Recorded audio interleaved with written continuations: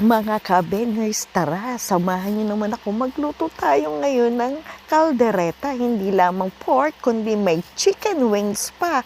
At ayan, nagpakulo tuloy. Nagpainit na tayo ng mantika sa ating kawali. And then, syempre, alam niyo na ang kasunod niyan.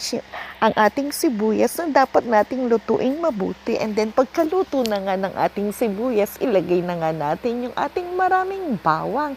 And then, halo-halo lang tayo mga ka-bengers ko.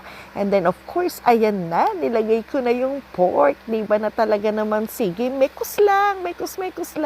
Kasunod na nga niyan yung ating chicken wings na talaga naman po pag pinagsama mo yung lasa ng dalawang yan ay alam nyo na ang magiging resulta, masarap. And then, syempre, titimplahan na natin ito ng asin at paminta. Kaya nga sila tandem diba? Salt and pepper talaga.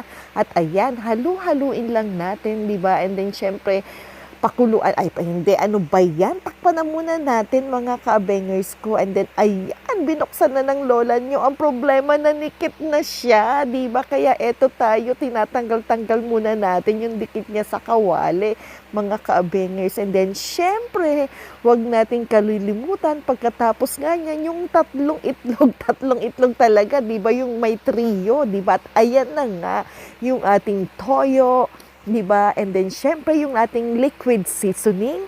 Ayan, talaga naman todo buhos ang lola nyo at puro panansya lang, diba? And then, of course, yung ating oyster sauce na talaga naman yung pagbaliktad pa niya ng bote ay may arte pa, diba? Talaga naman po. And then, halu-haluin lang natin. And then, of course, lagyan natin ito ng konting-konti lang tubig nang sa gayon ay talagang lumambot, diba? At hindi siya matuyuan ng gusto. Kaya sige, and then, ayan na naman, may isang lemon na naman tayo, diba mga ka-bengers?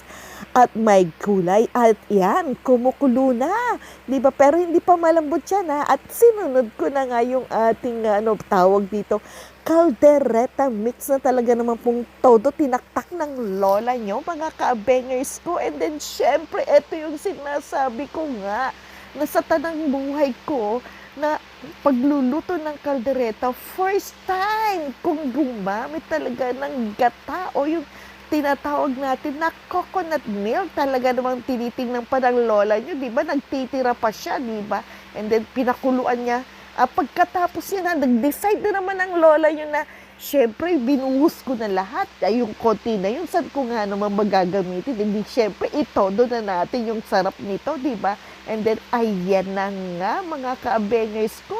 Sinabay na natin yung ating mga gulay na patatas, carrots, and then bell pepper. And then, huwag kalilimutan, syempre, yung ating dalawang siling labuyo na talaga naman pong wow na wow. At ayan, kumukulo-kulo na. At then, naalala ko, wala pala kami. Diyos ko, laging makakalimutin ng lola nyo, di ba?